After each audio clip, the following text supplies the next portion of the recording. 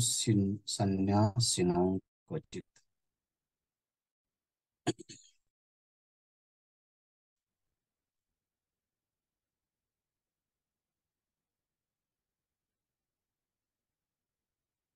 श्रीमद्भगवद्गीता तथा ज्ञानेश्वरी अध्याय क्रमांक 18 मोक्ष संन्यास योग, त्यातील श्लोक क्रमांक 18 उभी क्रमांक 233 इथपासूनच्या क्रमिक चिंतनाला आरंभ करत आहोत. कालपर्यंत आपण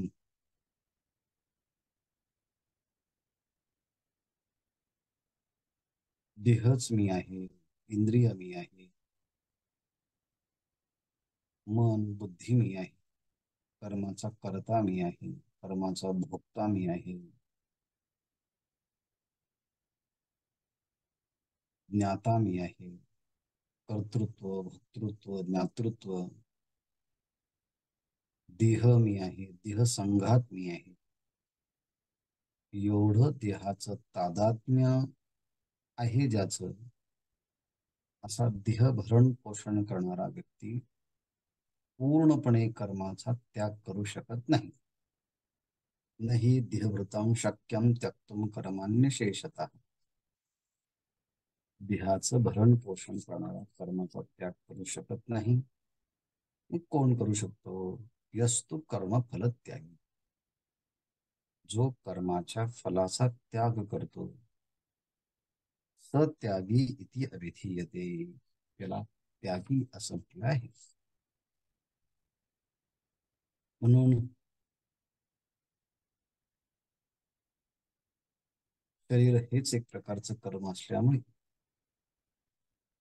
आपण त्याचा हाती घेतलेला कर्माचा त्याग करू शकतो, पण देहाचा त्याग करू शकत नाही.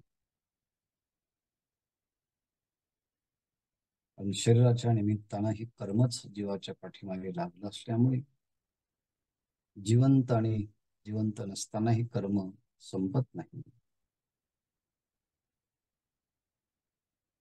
कर्म टाकता येत नाही, परंतु कर्माच्या फळाचा आशा टाकता येते. केलेलं कर्म हे ईश्वर अर्पण बुद्धीने भगवंताला समर्पित करून त्यातून ईश्वराचा प्रसाद ज्ञानरूप उद्दीपित होतो. त्याने जसं रज्जुत्या ज्ञानाने सर्पाचा शंका भ्रम दूर होतो, स्वरूपाच्या ज्ञानाने या जगाच्या विषयी असणारा भ्रम दूर होतो. म्हणून या आत्मबोधाने अविद्या आणि अविद्येच्या द्वारे निर्माण होणारा कर्म यांचा त्याग होतो. म्हणून या परी जगी कर्म करिता मानो त्यागी, हेर मूर्छेने नाव रोगी विसावा जैसा. याप्रमाणे कर्माच्या फलाची आशा जो सोडतो त्यालाच खरा त्यागी म्हणतात. नाहीतर मूर्छा आली आणि कोणी म्हटलं नाही तो विसावा घेतो, हास्यास्पद आहे. नित्यनैमित्तिक कर्माला कंटाळला आणि तो सांसारिक कर्म करू लागला, तर मग नित्यनैमित्तिक कर्माला तरी अंतःकरण शुद्धीचं फल आहे. पण मग देहविषयी असणाऱ्या कर्माला काय फल आहे? म्हणून एका घरी दांड्याचा मार भेटत होता, तो टाळण्यासाठी दुसरीकडे गेला तर बुक्क्याचा मार भेटायला लागला.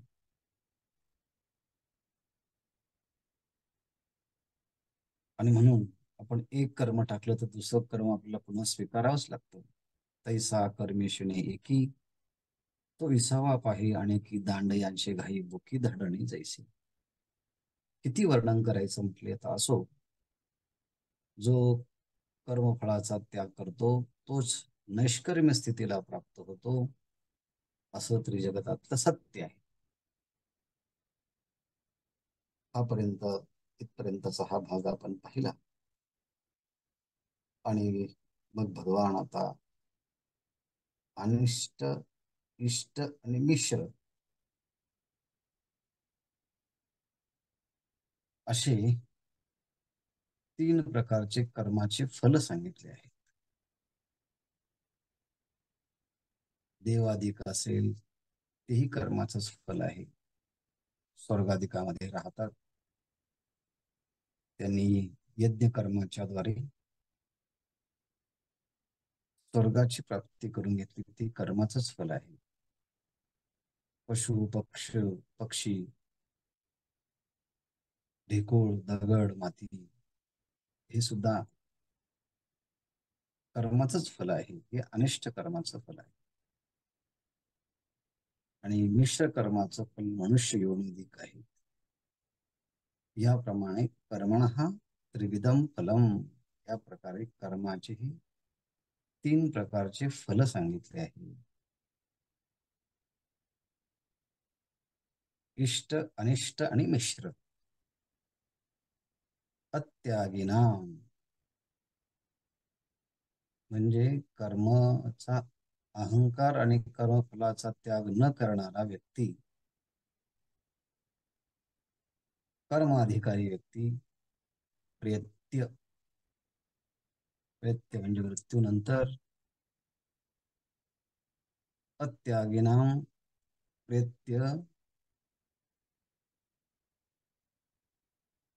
त्रिविधः कर्मण त्रिविधम फलम अत्यागिनाम प्रेत्य भवति. कर्माचा फलाचा त्याग न करणारा जसा अत्यागी आहेत, त्यांना ही त्रिविध प्रकारचे कर्माचे फल प्राप्त होतात. इष्ट तरी प्राप्त होईल, अनिष्ट तरी होईल किंवा मिश्र तरी होईल. परंतु ज्यांनी कर्माचा अहंकार नाही, कर्मफलाची आसक्ती नाही, असे जे संन्यासी आहेत, तो म्हणजे अगोदर जे सांगितलं कर्मणा त्रिविध फलम, ज्यांना प्राप्त होतात त्यांच्यापेक्षा यांचं जीवन वेगळं आहे हे दाखवण्यासाठी तो शब्दाचा प्रयोग केला. असे संन्यासी जे आहेत ते क्वचित न, ते केव्हाही मृत्यूनंतर या त्रिविध प्रकारच्या फलांना प्राप्त होत नाही.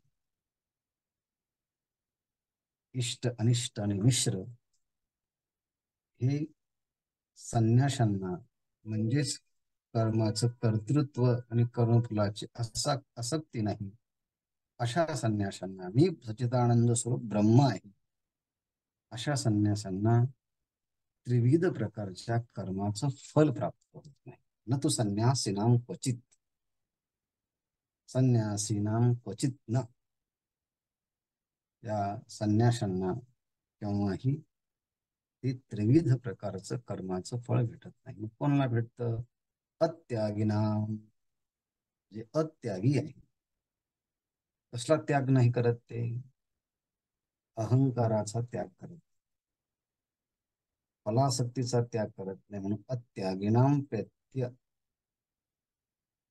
ते त्यानंतर त्रिविध कर्मणा फलम भवती, त्रिविध प्रकारच्या कर्माच्या फलांना प्राप्त होतात. इष्ट, अनिष्ट आणि मिश्र.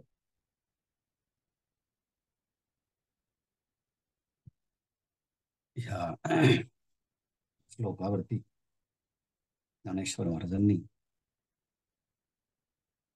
खूप अशा भाष्याच्या स्वरूपामध्ये ओव्या लिहिल्या आहेत आणि त्यात विविध विषयांचा परामर्श घेतला. यावरती आपण पाहूया. अनिष्टमिष्टमिश्रांच्या अनिष्टमिष्टम मिश्रांच्या त्रिविध कर्मण फलम भवत्यत्यागिनां प्रेत्य न तु संन्यासिनां क्वचित्. संन्यासिनां त्रिविध त्रिविध त्रिविधः कर्मण फलम न अस्ति, अत्यागिनां त्रिविधः कर्मण फलम प्रेत्य भवति. एरवी तरी धनंजया त्रिविधा कर्मगा कर्मफळा कर्मफळ फळागायया समर्थ ते की भोगावया जेन सांढितीची आशा. एरवी जर विचार करून पाहिलं, माऊली म्हणतात, तोच त्यागी त्रिजगती जेने फळ त्यागे निष्कृती नेले कर्म. अर्थात ज्याने कर्मफळाचा त्याग केलेला आहे आणि कर्माला नैष्कर्म्य स्थितीला नेलेले आहे, तोच एक या त्रिभुवनामध्ये खरा त्यागी आहे. तोच त्यागी त्रिजगती. बर, मग बाकीच्यांचं काय? ए रवी तरी धनंजय. हे धनंजया, कर्मफळाचा त्याग न करणारा दुसरा जो आहे, तो कर्माधिकारी, तो कसा करतो? एरवी तरी धनंजया, एरवी असणाऱ्या अर्जुना, त्रिविधा कर्मफळा यया, विविध प्रकारच्या कर्माचं जे फळ आहे ते यया कर्मफळा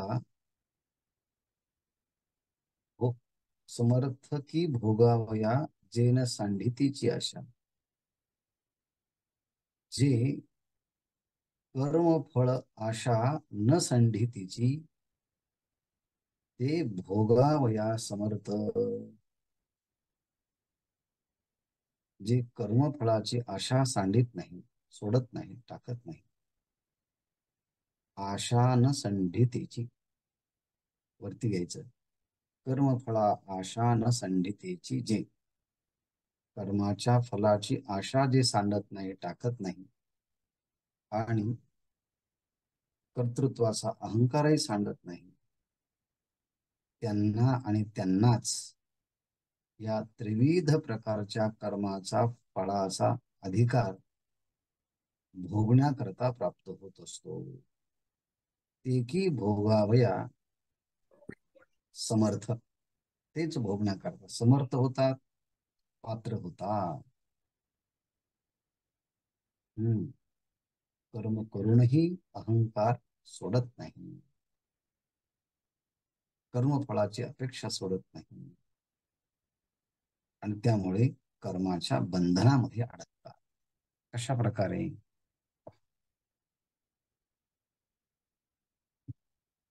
आपणाची विवोनी दुहिता, न की न म की न मम म्हणे पिता, तो सुटे की प्रतिग्रहिता जावाई शिरके. विवाह संस्थेतली वास्तव स्थिती ज्ञानेश्वर महाराजांनी ह्या कर्मफळाची आशा जर टाकली नाही, अहंकार जर टाकला नाही, तर त्याला कर्म भोगण्याकरता समर्थ पात्र व्हावंच लागतं. हे सिद्धांत सांगितला आणि पुढे दृष्टांत सांगतायत. पहा, आपणची विवोनी दुहिता. लग्न समारंभ जेव्हा येतो, तेव्हा पिता मुलीला लहानची मोठी शिक्षण देऊन, संस्कार देऊन, ज्ञान देऊन समर्थ बनवत असतो, आणि लग्नाच्या वेळ आली की कन्यादान करत असतो. पण आतापर्यंत आपणच विवोनी दुहिता, आपणच जन्माला घातलेल्या त्या दुहिता म्हणजे मुलीला लग्न समारंभाच्या वेळेस वराला नारायणाचं स्वरूप समजून त्याची पाद्यपूजा करून आपल्या मुलीला लक्ष्मी समजून त्या कन्येचं दान करत असतो. अजूनही ही पद्धत आपल्याकडे आहे. आणि तो पिता म्हणे, न मम, आता ही माझी नाही, आतापर्यंत मी तिला लहानचं मोठं केलं, संस्कार दिले, ज्ञान दिलं, सगळ्या चालीरीती शिकवल्या, सगळ्या गोष्टीचं ज्ञान दिलं. आता मी तिचं कन्यादान करत आहे. आता ही माझी नाही. न मम पिता म्हणे, न मम पिता म्हणतो, आता ही माझी नाही. मग त्याचं ग्रहण करण्याकरता वर आलेला असतो आणि तो ब्राह्मणाच्या म्हणण्याप्रमाणे सांगतो, नातीच्या रामी, नातीच्या रामी, नातीच्या रामी. ह्या सप्तपदीच्या माध्यमातून तो सप्त आश्वासन तिला देत असतो. आणि ह्याप्रमाणे तो पिता आता म्हणतो, न मम ही माझी नाही. आणि दुसऱ्या क्षणी तिसरा एखादा व्यक्ती येतो आणि म्हणतो, आता ही माझी पत्नी आहे, तिला मी आता कधीच सोडणार नाही, कधीच सोडणार नाही, तिची मी सर्व प्रकारे काळजी घेईल. आणि मग पिता सुटतो आणि मग जावाई कर्तव्यामध्ये अडकतो. आपणाची विवणी दुहिता, न की न मम म्हणे पिता तो सुटे. कोण? तो पिता सुटे की जावई प्रतिग्रहता शिरके, प्रतिग्रहिता शिरके. जावई जो आहे, ज्याने पाणी ग्रहण केलं आहे, तो आता तिच्या जबाबदारीमध्ये प्रवेश करतो. आणि तो मग आता तिथून पुढे आयुष्याच्या शेवटच्या क्षणापर्यंत तिच्या बरोबर राहतो. कधी कधी शिस्त प्रिय असणारे माणसं पत्नीला वेळ देऊ शकत नाही, कामामध्ये व्यस्त आहेत असं म्हणणारे माणसं.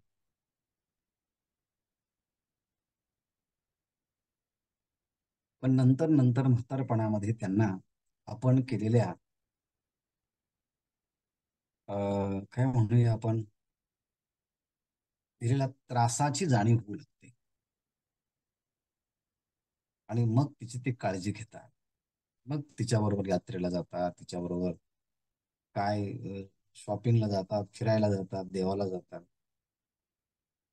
अगोदरच केलं असतं तर काय असो. जावई प्रतिग्रहता शिरके, जावई त्यामध्ये प्रवेश झाला की आता तो म्हणतो, आता माझी ही सधर्मचारिणी आहे, तिला मी आता कधीच सोडणार नाही. जी सर्व कायिक वाचिक मानसिक सगळी जबाबदारी आता माझी आली आहे. म्हणजेच एकाने ममत्व सोडलं, तो तिच्या जबाबदारीतून सुटला. आणि एकाने ममत्व घेतलं की तो तिच्या जबाबदारीत मरेपर्यंत आता अडकला. आणि म्हणून कर्माचं कर्तृत्व आणि फलापेक्षा या दोन गोष्टी आल्या की कर्म या जीवाला बंधनात अडकवून टाकतं. एक कुटुंब व्यवस्थेतलं उदाहरण दिलं आहे. दुसरं व्यापारातलं उदाहरण दिलं. विषाचे आगरही वाहती, ती विकिता सुख लाभे जिती, एर निमाले जे घेती वेचोनी मुले. पहा, काही शेती वेगवेगळ्या पद्धतीचे करत असतात लोक.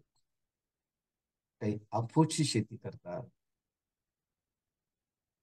काही गांज्याची शेती करतात, हा कशाला सांगायचं, काही तंबाखूची शेती करतात. मग तंबाखू तरी काय आहे, गांजा तरी काय आहे, अफू तरी काय आहे, एक प्रकारचं विषच ना. म्हणून मौली म्हणतात, विषाचे आगरही वाहतील. असे लोक जे आहेत ना, ते एक प्रकारे विषाचा बागच शेतीची त्यामध्ये लागवड करतात आणि त्यातील ती पिकं घेतात. विषाचे आगरही वाहतात. आणि मग त्याची किंमतही खूप असते. आपण बाजरीचे, ज्वारीचे पीक जेव्हा घेतो तेव्हा त्याचं संरक्षण व्हावं म्हणून काळजी घेत असतो. पण हे असं पीक आहे की हे पीक घ्यायचं आणि त्यामध्ये सगळे जनावरं सोडून द्यायची, गाढव सोडून द्यायची, गायी सोडून द्यायच्या, म्हशी सोडून द्यायची त्या पिकामध्ये. आणि ते चार पायाचे पशु त्या पिकामध्ये जाऊन फक्त आणि फक्त गवत खातात, त्या पिकाचा वासही घेत नाही. असं प्रत्यक्ष मी स्वतः कोल्हापूरच्या पुढे जाताना कोल्हापूरच्या बाउंड्रीवरती हा प्रकार पाहिला. तंबाखूच्या शेतीचा. तंबाखूच्या शेतीमध्ये सर्रास जनावरं सोडून दिली असतात. माणसापेक्षा जनावरांना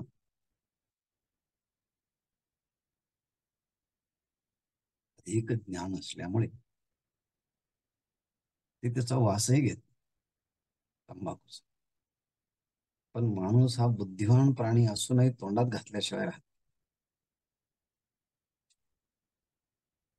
आणि मग ते एक प्रकारचं विषच आहे. मग विविध प्रकारच्या रोगांना त्याला सामोरं जावं. म्हणून माऊली म्हणतात, विषाचे आगरही वाहत. विषाचे ते मळेच तयार करत असतात. आणि ते पीक आलं की ते विकिता. मग ते काही गांजा असेल, चरस असेल, अफू असेल किंवा तंबाखू असेल, ते विकिता. आणि महाग असल्यामुळे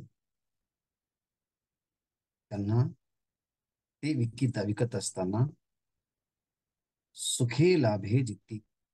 आणि मग भरपूर पैसा आल्यानंतर सुखाने आनंदाने ते जगतात. आपला उदरनिर्वाह ते आनंदाने करतात. आपण विषाचं शेत केलं, ते विकलं, त्याने आलेला पैसा आनंदाने तो जगू लागला. असा ही एक बाजू झाली या विषारी पदार्थाची शेती करणाऱ्याच्या बाबतीत. एयर दुसरे हा विक्रेता झाला, उत्पादक झाला आणि विक्रेता झाला. आता त्याचा उपभोक्ता जो आहे एयर, ते हे असे गांजा विकत घेतात, मग तंबाखू विकत घेतात, गुटखा विकत घेतात. ते काय आहे, जे घेती ते मोले वेचूनी निमाले. एयर दुसरे जे आहे ना, जे घेते ते मोले वेचोनी निमाले. पण दुसरे जे घेतात ना, ते पैसे देऊन व्यसनाधीन झाल्यामुळे शेवटी मरतात. म्हणून मोले वेचोनी घेते म्हणजे पैसे देऊन ते विष विकत घेतात. आणि त्याला तलप लागली, व्यसन लागलं की आयुष्य संपवून टाकतात. एयर निमाले, हे दुसरे जे आहे ते संपून जातात. जे मोले वेचूनी घेती, जे पैसे देऊन खरेदी करतात ते मरतात. तर ममत्व केले ना त्याला, त्या पदार्थांना, हे माझं आहे, मला पाहिजे. आणि विष ज्याने घेतलं, पैसे दिले, संपला त्याचा संबंध. दृष्टांत दोन शब्दांत सांगतात, तैसा करता कर्म करू, अकर्ता फळाशा न धरू, एत न शके आवरू दुहिते कर्म.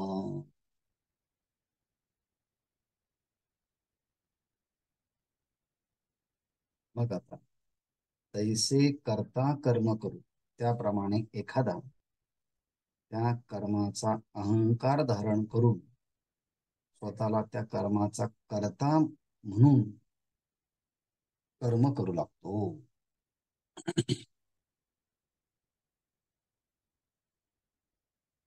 असा हा कर्ता कर्तृत्वाचा अहंकार धारण करून प्रयत्नाने फलाशा न करता तो कर्म करो, किंवा अकर्ता फळाशा न धरो.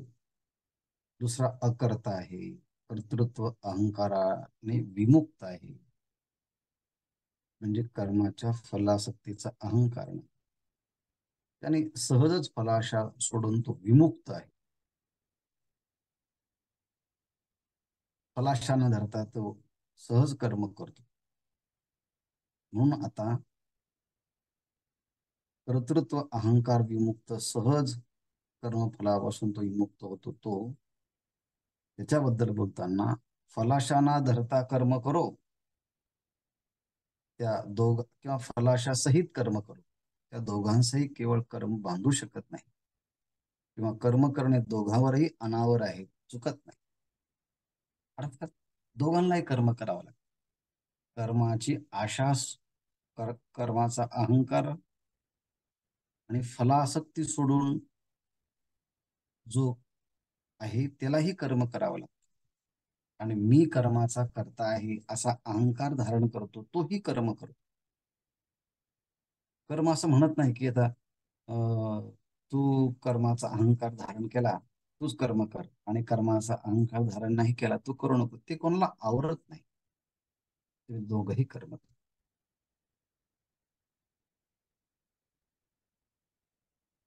फक्त निरहंकार, अहंकार आणि फलासक्ती नसेल तर त्या कर्माचं फल त्याला मिळत नाही. कर्माचं फल म्हणजे कर्माचा दुष्परिणाम जो आहे तो भेटत नाही.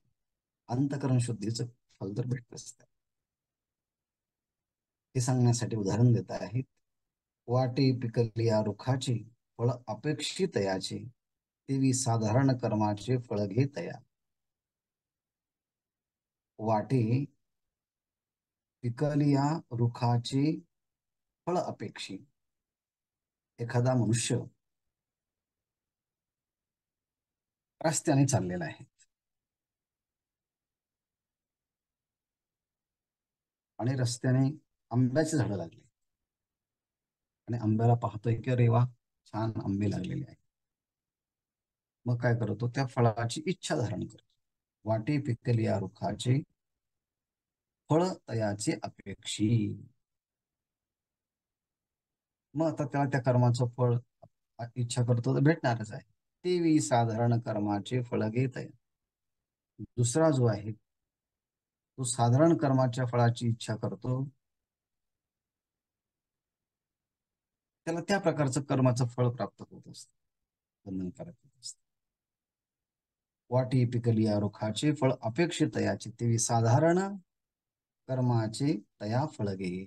दुसरं कर्म करत असेल त्याला फळ प्राप्त होतं. परी करोनी फळ निघे. परंतु असा कोणी आहे की तो कर्म तर करतो, पण कर्म करून कर्माचं फळ आपल्याकडे घेत नाही. ज्ञानेश्वर महाराज म्हणतात, तो जगाच्या कामी न रिघे. मग तो जगाच्या कामी न रिघे म्हणजे जगातले लोक कर्म करून कर्माच्या जसं कर्तृत्वाच्या आणि कर्मफलाच्या मध्ये अडकतात, तसा हा अडकत नाही. त्या गुंत्यात तो सापडत नाही. म्हणून जगाच्या कामी न रिघे, जगाच्या इच्छा आकांक्षेच्या गुंताड्यामध्ये तो सापडत नाही.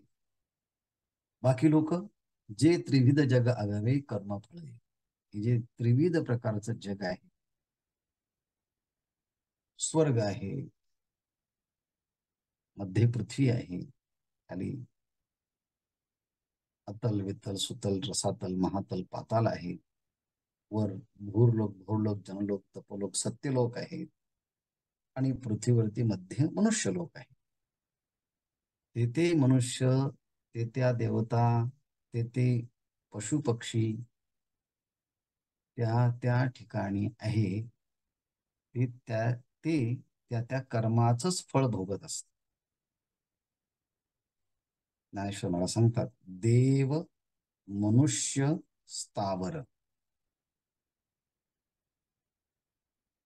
ह्या नाव जगडंबर, आणि हे तव तिन्ही प्रकार कर्मफळाचे. दोन गोष्टी सांगितल्या.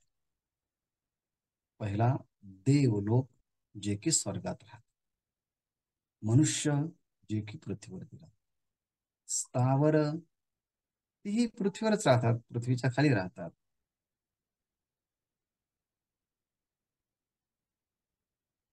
याप्रमाणे देव हे सत्वगुण संपन्न असल्यामुळे ऊर्ध्वं गच्छन्ति, मनुष्य मध्ये तिष्ठन्ति, आणि स्थावर जड वस्तू ज्या आहेत त्या अधो गच्छन्ति.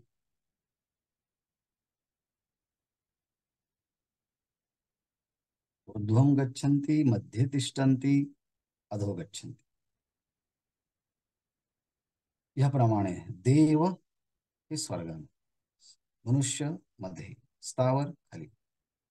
असं देव, मनुष्य आणि स्थावर ह्या तिघांना मिळूनच का नाव आहे जगदंबर. या तिन्हींना मिळून त्रैलोक्य हे नाव आहे, जगदंबर हे नाव आहे.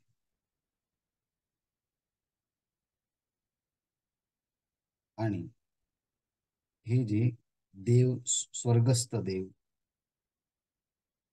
पृथ्वीवरचा मानव आणि खालचे आणखी स्थावर, हे हे तव तिन्ही प्रकार कर्मफळाचे, हे तिन्हीची तिन्ही कर्माचेच फळ आहे. आपण सुद्धा मागे केलेल्या कर्माचं फळ हा मानवी, पशुपक्षाधिक आणखी खालची येऊन, देवताधिक वरची येऊन. म्हणून तोची एक अनिष्टी, तोची एक अनिष्ट, एक ते केवळ इष्ट, आणि एक इष्टानिष्ट त्रिविध ऐसे. म्हणून मनुष्य जे जे कर्म करतो आहे त्यांना त्यांना त्यांनीच केलेल्या मागच्या कर्माचे फळ ईश्वर साक्षी रूपाने पाहून त्याला त्या कर्माची फळ देत असतो. आणि म्हणून तोची गा एक अनिष्ट, एक अनिष्ट कर्म करतो तर त्याला अनिष्ट कर्माचं फळ वाईट, पाप भोगावे लागेल, दुःख भोगावे. एक ते केवळ इष्ट, दुसरे कर्म जे आहे शास्त्रविहित कर्म आहे तो कर्म, आणि इष्ट कर्माचं फळ पुण्य आहे. तर काही ठिकाणी चांगलंही कर्म आहे आणि वाईटही कर्म, दोन्ही कर्मांचं मिश्रण एकत्रित असतं, त्याला म्हणायचं. आणि एक इष्टानिष्ट त्रिविध असेल, काहींनी इष्टही कर्म करतात, काही अनिष्टही कर्म करतात, असे इष्टानिष्ट त्रिविध प्रकारची फळं सांगितलेली आहेत. कोणाला? अत्यागिनाम, जो कर्मफलाचा त्याग करत नाही, कर्म आणि कर्माचा अहंकाराचा त्याग करत नाही, त्यांना त्रिविध प्रकारच्या कर्माची फळे प्राप्त होतात. परंतु जे संन्यासी आहे, ज्यांनी कर्म करताना फलाशा आणि अहंकार सोडून कर्म केले आहे, त्यांचं जीवन वेगळं आहे. पण जे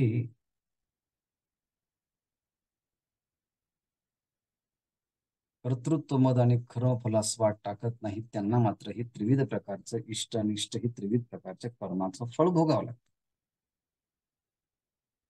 यावरती ज्ञानेश्वर महाराज काय म्हणतात ते पहा.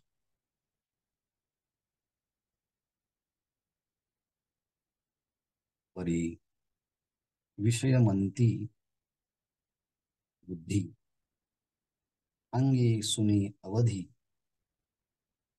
प्रवर्तती जे निषिद्धी कुव्यापारी. बघा, आता निषिद्ध कर्माचं फळ सांगतो. इष्ट, अनिष्ट आणि मिश्र असा क्रम आहे. पण ज्ञानेश्वर महाराज त्यामध्ये पहिल्यांदा अनिष्ट घेत, मिश्र आणि इष्ट नंतर घेत.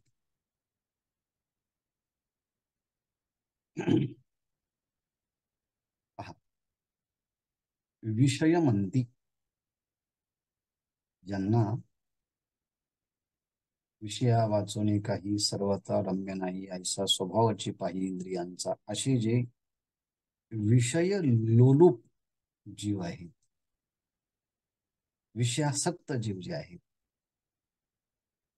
ज्ञानेश्वर महाराज म्हणतात विषयमंती बुद्धी, यांची बुद्धी विषयाने पूर्णपणे लिप्त झालेली आहे. अंग सुनी अवधी, अंगी सुनी अवधी, अविधी अंगी सुनी. शास्त्राने जी विधी सांगितली नाही, ही गोष्ट करायची नाही, अशी अविधी म्हणजे निषिद्ध, तो काय करतो? अंगी सुनी. आपल्या जीवनामध्ये अविधी मी ज्या गोष्टी सांगितल्या आहेत, निषिद्ध ज्या गोष्टी सांगितल्या आहेत, तोच आपल्या अंगी सुनी, आपल्या अंगामध्ये, आपल्या जीवनामध्ये तो प्रयत्नपूर्वक करत असतो. विषयासक्ती आणि वरून अविधी, करू नये म्हणून सांगितलेला कर्म आपल्या जीवनामध्ये, अंगामध्ये, शरीरामध्ये प्रयत्नपूर्वक आणतो. असे काय करतात? प्रवृत्ती जे निषिद्धी कुव्यापारी, निषिद्धी कुव्यापारी जे प्रवर्तती, असे निषिद्ध असणाऱ्या कुव्यापारामध्ये, कुकर्म व्यापारामध्ये जे लोक प्रवृत्त होतात, त्यांना काय फळ? जे विषयमंती, जे पूर्णपणे विषयासक्त, त्यांची बुद्धी झाली. अंगी सुनी अवधी, अविधी अंगी सुनी, आणि अविधी आपल्या अंगामध्ये, जीवनामध्ये आणतात. प्रवर्तती निषिद्धी कुव्यापारी, त्यांची गती काय आहे? त्यांच्या कर्माचं फळ काय भेटत आहे?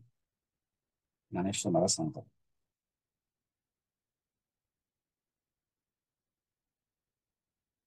ते कुर्मी, कीट, लोष्ट हे देह लहाती निकृष्ट, तया नामाते अनिष्ट कर्म फळ. आपण ही ओवी, या ओवीचा आशय अनेकदा पाहिला. आजचे जे आपला कीटक, पतंग, पशु पक्षी, 2 पायाचे, 4 पायाचे, 6 पायाचे, हे सगळे पशु योनी दिसते आहेत.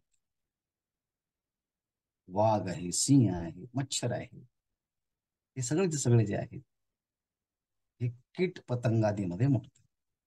दुसरं आहे लोष्ट. लोष्ट म्हणजे मातीचा ढेकोळ, निर्जीव. असे जे दगड आहे, माती आहे, विटा आहे, हे जे आहेत, हे सुद्धा कालचे मानवच होते, मनुष्यच होते. आज जे दगड, माती, वृक्ष, पाषाण, 4 पायाचे पशु पक्षी दिसतात, ते काय आहे? ते सुद्धा मानवच होते. परंतु काय केलं आहे? देह निकृष्ट लहाती, अशा कुर्मी, कीट, लोष्ट हे देह निकृष्ट लहाती, अशा प्रकारचे निकृष्ट देह ते प्राप्त करतात. अशी कुकर्म करणारे जे आहेत, ते निकृष्ट असा देह प्राप्त करतात. तया नाम अनिष्ट कर्म, हे जे दिसत आहे ना, हे अनिष्ट कर्माचं फळ आहे. दुसरं, का स्वधर्मा मानू देता, स्व अधिकार पुढे सुता, सुकृत की जे पुसता आमना याते. आमनायम म्हणजे वेद. सुकृत की जे पुसता आमना याते, पुसता सुकृत की जे. वेदाला विचारून म्हणजे वेदाला जाणणाऱ्या महापुरुषांना विचारून काय करतात? संतांच्या सहवासामध्ये राहायचं, त्यांची सेवा करायची, त्यांना शरण जायचं, आपल्याजवळ काय शक्य आहे त्यांना मदत करायची, समर्पण करायचं. अर्थात त्याला सत्कर्म असं म्हणतात. देव द्विज गुरु प्राज्ञ पूजनम शौच मार्जवम ब्रह्मचर्य अहिंसा च शारीरम तप उच्यते. ही शारीरिक तप आहे. असं स्वधर्मा मानू देता, याप्रमाणे आपल्या वर्णाप्रमाणे, आपल्या आश्रमाप्रमाणे, आपल्या वर्णाश्रमानुसार काय करतात? स्वधर्मा मानू देते. आपल्या कर्तव्य कर्माला मान्यता देतात, कर्तव्य कर्माला सन्मान देतात शास्त्राने सांगितलं आहे म्हणून. स्व अधिकार पुढा सुती. स्व अधिकार, आपल्या अधिकाराच्या पुढे जे जे एखादं महत्वाचं काम आहे ते करत असतात. सुकृती किती पंडसुता आमना आहेत. वेदाधिकांना विचारून वेदाचा स्वधर्माचा सन्मान ठेवत स्वतःच्या अधिकाराप्रमाणे जेवढं जेवढे शक्य आहे तेवढ्या प्रकारे ते काय करतात, शास्त्रविधीप्रमाणे पुढे ठेवतात. शास्त्राने सांगितलं, मातृदेवो भव, पितृदेवो भव, आचार्य देवो भव, अतिथी देवो भव, स्वाध्यायान्मा प्रमद, प्रजातंतु मा विवच्छत्सि. अन्नं न निंद्यात् तद्व्रतम्, अन्नं बहुचक्षित तद्व्रतम्, अन्नं बहुकुर्वीत तद्व्रतम्, स्वाध्यायान्मा प्रमदः. असं आपण हे तैत्तरीय उपनिषदामध्ये हे सगळे विधान पाहिले.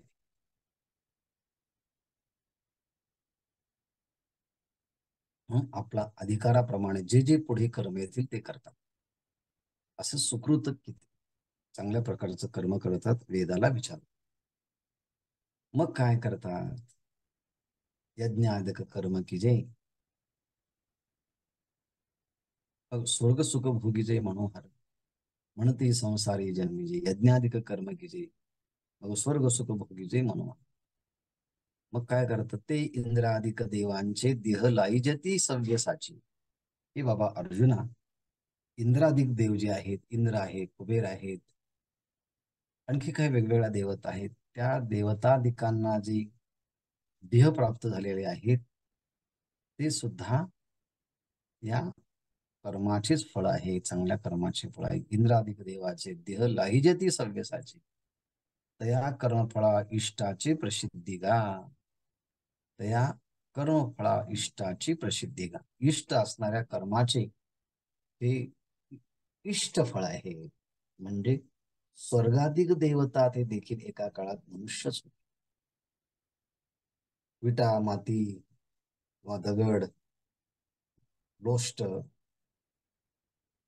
मातीचा ढेकोळ असेल, हे सगळे जड पदार्थ तेही मनुष्यच. सगळं वृक्ष हे मनुष्यच. वाघ, शेण, कीटक मध्ये सगळे आलेच आहे. ते आपल्या निषिद्ध कर्म केल्यामुळे त्यांना ती योनी प्राप्त झाली, अनिष्ट फळ. आणि गोड आंबट मिळे ते रसांतर रससाळे, उठ उठी देह वेगळे दुही जिणिते. अहो म्हटले, एक गोड रस आहे आणि आंबट रस आहे, दोन्हींना एकत्र मिसळवलं, एकत्रीकरण केलं. गोड आंबट मिळे, गोड आणि आंबट अशा दोन रस एकत्रित केले तेच तिथे काय होईल, रसांतर रसाळे. दोन रसांना मिळून रसांतर म्हणजे तिसऱ्याच प्रकारचं रस प्राप्त होईल.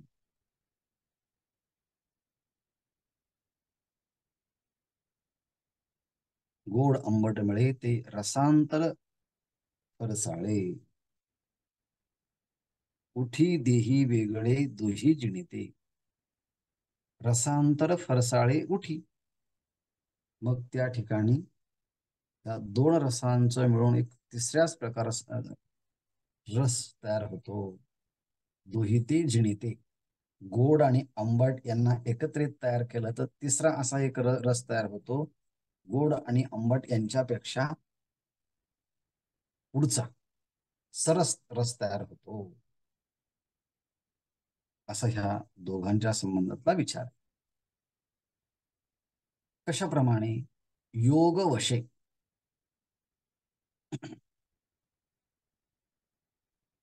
योग वशे, योगाच्या अभ्यासाच्या वशाने. रेचेकुची, रेचकुची, रेचक प्राणवायू जो आहे तो प्राणवायू काही वेळेस बाहेर टाकला जातो, रेचक. कधी आतमध्ये घेतला जातो कुंभ, कधी आतला आतच ठेवला जातो अंतरकुंभ, कधी बाहेरचा बाहेर ठेवला जातो बहिर्कुंभ. अशा प्रमाणे रेचकाची योग वशी, याप्रमाणे एखादा प्राणवायू बाहेर सोडण्याच्या निमित्तानं काय केलं आहे, होय स्तंभ वया दोषे. रेचकोची योग वशी होय, प्राणवायू बाहेर सोडला आहे आणि स्तंभावया दोषी, आणि तो बाहेर स्तंभवत, म्हणजे त्या प्राणाला हलू न देता तसाच जर ठेवलं तर काय होईल, मग कुंभक होण्याचं कारण होतो, मग तो बहिर्कुंभ. तेवी सत्य असत्य समरसे, त्याप्रमाणे सत्य आणि असत्य समरस झालं असताना सत्यासत्याची जिणीजे, मग सत्य आणि असत्य अशा कर्माच्याच प्रकारच्या फळाला प्राप्त व्हावं लागतं. म्हणून समभागे शुभाशुभे मिळून अनुष्ठानाचे उभे, तेत मनुष्यत्व लाभे ते मिश्र फळ. ह्याप्रमाणे शुभाशुभ समभागे मिळून उभे अनुष्ठानाचे, तेने मनुष्यत्व ते मिश्र फळ लाभे. शुभाशुभ समभागी, अशा प्रकारचं काही कर्म करत असताना काही कर्म शुभ होतं तर काही कर्म अशुभ होतं.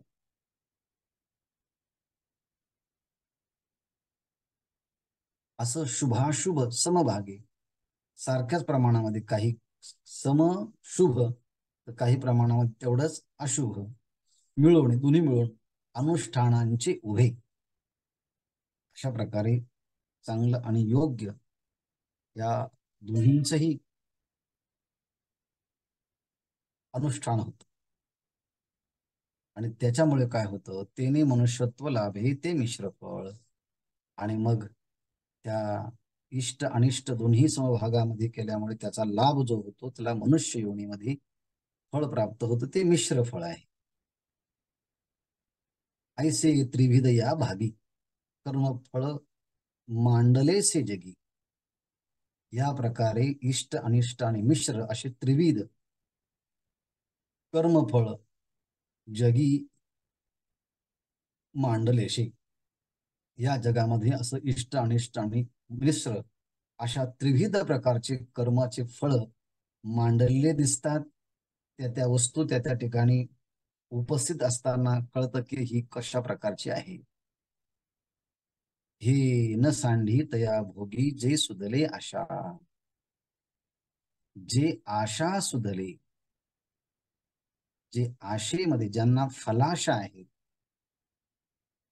आणि देहासक्तीचा अहंकार आहे, कर्तृत्वाचा अहंकार आहे, आणि जे त्यांच्या ठिकाणी कर्माच्या फलाची अपेक्षा आहे, जे आशा सुदले, जे आशामध्ये पूर्णपणे फसले आहेत, आशामध्ये अडकले आहेत, त्यांना हे न सांढी तया, त्यांना हे कर्म सोडत नाही. मग काय, तया भोगी, ते कर्म त्यांना भोगावयाच लागतं, ते कर्म त्यांना कधी त्याच्यातून सुटलं जात नाही. याप्रमाणे ऐसे त्रिविध या भागी कर्मफळ मांडलशे जगी, हे न सांडी, काय, हे कर्मफळ न सांडी तया, जे हे फळ सांडत नाही, टाकत नाही, तया, जे आशा सुधले, ज्यांना कर्मफळाची आशा आहे, तया भोगी, त्यांना त्या कर्माचं फळ भोगावंच लागतं. कसं लागतं, हा सगळा विचार आणखी पुढे हे आपण क्रमाक्रमाने पाहू. ओम पूर्णमदः पूर्णमिदं पूर्णमुदच्यते पूर्णस्य पूर्णमादाय पूर्णमेवावशिष्यते. ओम शांती शांती शांती.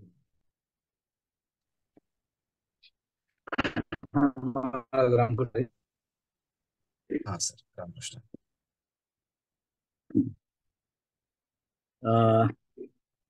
आपला 18वा अध्याय मोक्ष संन्यासामधला 12 श्लोक आणि त्याच्यामध्ये जवळजवळ 18 ते 20 ओव्यांचं चिंतन महाराजांच्या माध्यमातून आपण केलेलं आहे. अनिष्ट मिष्ट मिश्रमच त्रिविधम कर्मणा फलम भवत्य त्यागिनम प्रेत्यन तू संन्यासीना क्वचिता. तर जे 3 प्रकारचे फळ आहेत, पण ज्या लोकांनी कर्माच्या फळाची अपेक्षा ठेवली त्यांना इष्ट, अनिष्ट आणि मिश्र अशी फळं मिळणार आहेत. आणि जे त्यागलेले आहे, त्यांनी फळ त्यागलेलं आहे, ज्यांनी मीपणा टाळलेला आहे त्या कर्मातला, त्यांना हे बाधत नाही किंवा ही फळं लागू होत नाही. आणि त्याच्या समर्थनार्थ खाली 2-3 दृष्टांत दिलेत. एक व्यवहारातलं उदाहरण दिले, एक व्यापारातलं उदाहरण दिले, एक फॅमिलीतलं उदाहरण दिले. असं वडिलांचं आणि ह्याचं लग्न कार्याच्या वेळेला कन्यादान करतो पिता, परंतु हे कन्यादान करत असताना आपल्या कन्येचा हात जावयाच्या हातात देतो आणि सांगतो, आता माझा संबंध संपला, आता तुमचा संबंध सुरू झाला. म्हणजेच यांनी त्यागलं आणि त्यांनी स्वीकारलं, त्यामुळे जबाबदारी शिफ्ट झाली. तसंच कर्मामध्ये आहे. जर तुम्ही कर्माच्या फळाची अपेक्षा नाही केली आणि त्या फळात त्यागलं, तर मग तुम्ही त्यातून मुक्तता होता. पण जर ते तुम्ही स्वीकारलं म्हणजे तुमच्या इच्छेने स्वीकारलं, आसक्ती ठेवून स्वीकारलं, कर्तृत्व अभिमान ठेवून जर स्वीकारलं, तर त्याला तुम्ही बंधनकारक ठरता, जसा हा जावई झाला.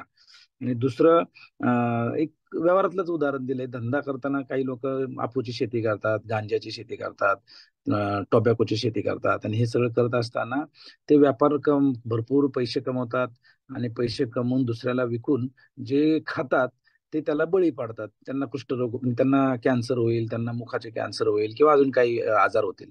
तर हे सगळं कोणाला होतं? ज्यांनी मोल देऊन ते विकत घेतलेले आणि खाल्लेले आहे. म्हणजेच काय, फळ त्यांनी चाखलेलं आहे आसक्ती राहून, म्हणून त्यांना त्याच्या परिणामांना भोगावं लागलं. आणि तोच माणूस जो शहाणा आहे, त्यांनी फक्त पीक तयार केलं आणि विकलं, तो त्यातून मुक्त झाला.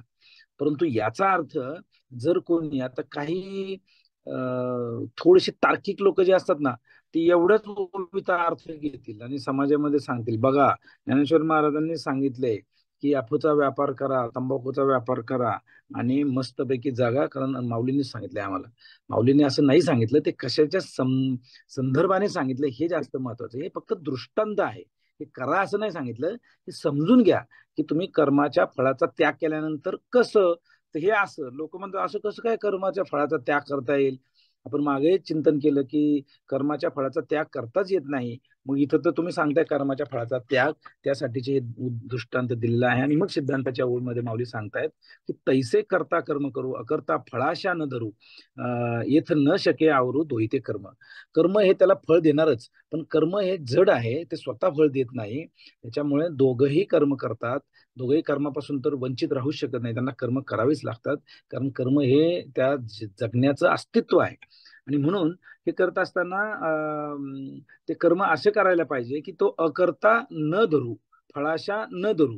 फळाच्या आशा नाही आणि कर्तृत्वाचा अभिमान नाही, हे दोन्ही जर सोडलं तर मग ते त्याला बंधनकारक होत नाही, असा त्याचा सदर सरळ अर्थ आहे. मग जसं वृक्ष, मग परत आता फळाची अपेक्षा केली तर तुम्हाला कशी कशी फळ मिळते? आतापर्यंत नाही केली तर काय होईल हे सांगितलं, आता केली तर काय होईल. तर फळं जाता जाता जर तुम्हाला फळं दिसली, तुम्ही स्वीकारली, ते माळ्याने पकडलं, तुम्ही मार खाऊ शकता. दुसरं, परंतु तुम्ही जर असं काही परी करूनही फळ नाही घे, म्हणजे फळाचे विचार नाही केला आणि तुम्ही जगाच्या या अवडंबरामध्ये, या जगाच्या व्यापारामध्ये तुम्ही गुंतला नाही, किंवा देव घेऊच्या व्यापारामध्ये तुम्ही जर नाही गुंतला, किंवा अशा अपेक्षांच्या या गुंतड्यात तुम्ही नाही सापडला, तर मग ते कर्मफळ तुम्हाला त्रास देणार. पण कसं, तर त्यासाठी आपल्याला या ज्या फळ, ज्या इष्ट, अनिष्ट आणि मिश्र फळे हे का मिळतं, तर पुन्हा आपल्याला पुन्हा बेसिक्स वरती यावं लागेल की मी जर या कर्माचंच फळ आहे माझ्या मागील जन्माच्या, तर या जगामधल्या यच्च्या यावत गोष्टी, कारण मी सुद्धा या संसाराचा, जगाचा एक भाग आहे. आणि माझ्या आजूबाजूचं स्थावर, जंगम आणि लाईव्ह जे काय आहे, ते सगळं जग किंवा संसार या ह्याच्यात येतं. आणि या संपूर्ण जगाचं अधिष्ठान हे कर्मच आहे. अधिष्ठान कर्म आहे म्हणण्यापेक्षा त्या कर्मामुळेच त्याची सगळी निर्मिती झालेली आहे. हा विचार फार फार सूक्ष्म आहे, हा आपल्याला समजला पाहिजे. आणि म्हणून जाता जाता सुद्धा एखाद्या दगडावरती लाथ मारणं, किंवा मातीला, उगीच जमिनीला लाथ मारणं. कारण महाराजांनी जसं सांगितलं की कृमी, कीटक आणि लोष्ट, तर कीटकामध्ये हे सगळे प्राणी येतात, लोष्टामध्ये दगड, माती, विटा हे सगळे येतात. हे झाडं, झुडपं, प्राणी, सरपटणारे प्राणी, पशु पक्षी, हे सगळे एका कर्मामध्ये प्राणी होते. मनुष्य याचं अधपत झालं, निषिद्ध केलं, तर त्यात हे फळ मिळणार आहे तुम्हाला आणि ते तुम्हाला रसातळाला नेणार आहे. आणि म्हणूनच आपण म्हणतो ना, अरे काय त्याने पाशवी कृत्य केलं किंवा पशु योनीला पण साजेसं कृत्य केलेलं नाही, म्हणजे त्याच्यापेक्षाही खालचं केलं. याचाच अर्थ की तू पशु योनीला पुढच्या वेळेला जाणार आहे हे निश्चित. त्यामुळे निषिद्ध कर्म केलं की आपण अनिष्ट फळाला कारणीभूत ठरू. आणि जर चांगलं फळ केलं, स्वधर्माला अनुसार केलं, शास्त्र विधी वित कर्म केलं, ज्यांना शास्त्र माहिती आहे अशा गुरूंच्या सहकार्यात लावून, ज्यांना वेदांना जाणतात अशा लोकांच्या संपर्कात राहून, त्यांची सेवा करून, त्यांच्या सहवासात राहून जर ज्ञान प्राप्त करून कर्म करत राहिला तर तो देव स्वरूपाला प्राप्त होतो, म्हणजे इष्ट फळाला प्राप्त होतो. आणि तिसरा जो आहे, मिश्र केल्यानंतर काय होतं, तर मिश्र केल्याचं फळ म्हणजे ह्युमन बिईंग, मनुष्य जात किंवा मानव समुदाय. तर ह्या मानव समुदाय हा मिश्र फळ आहे. त्यासाठी उदाहरण माऊलीने दिले, दोन फळं एकत्र केले त्यांचा ज्यूस, एक कॉम्बिनेशनचा वेगळा तिसराच त्याचा फ्लेवर येत असतो. तसं या पद्धतीने. आणि म्हणून शुभाशुभ जर कर्म केलं तर मग तिने मनुष्यत्व लाभे ते मिश्र फळ, म्हणजे मनुष्य हा मिश्र फळांचा, म्हणजे पाप आणि पुण्य तुमच्या पूर्वजन्मीमध्ये योग्य प्रमाणात समप्रमाणात झाले, बॅलन्स झाला, म्हणून तुम्ही आहे तिथंच राहिला. जर जास्त पाप झाला असतं तर तुम्ही अनिष्ट कर्माकडे गेला असता, अनिष्ट फळाकडे गेला असता. जास्त पुण्य वाढलं असतं तर तुम्ही देवलोकात गेला असता. परंतु तुम्ही आता मनुष्य प्राणी आहात ना, याचा अर्थ मागे आपलं पाप आणि पुण्याची बेरीज झालेली आहे. मग आता आपल्याला कुठं जायचंय, मग आपल्याला वर जायचंय, कारण सगळ्यांनाच वर जायचं असतं. वर म्हणजे मोठेपणी स्वीकारायचं असतं. मोठेपण हे तुलनात्मक कसं आहे, तर देव हे नेहमी मानवापेक्षा श्रेष्ठ आहेत आणि मानव हा नेहमी खालच्या योनीपेक्षा श्रेष्ठ आहे.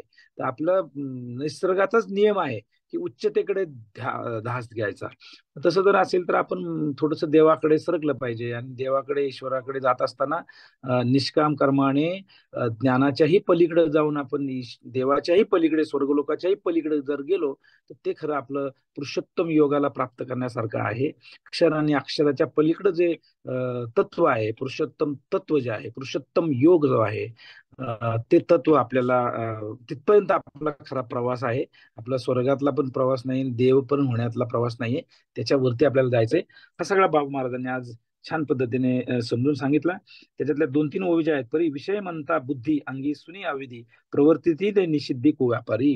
कुव्यापार करणारे, अंगाने शरीराने अविधीप्रमाणे किंवा शास्त्र संमत विधी न केल्याने आणि त्यांच्या विषयासक्त बुद्धीमुळे ही सगळे तमोगुणी लोक अधोगतीच्या मार्गाला किंवा हे जे कृमी कीटक आणि लोष्ट यापर्यंत जातात. आजचा विचार खूप छान होता. पुन्हा आपण याचं महाराजांच्या माध्यमातून उद्या रिव्हिजन करूया. धन्यवाद. रामकृष्ण हरी.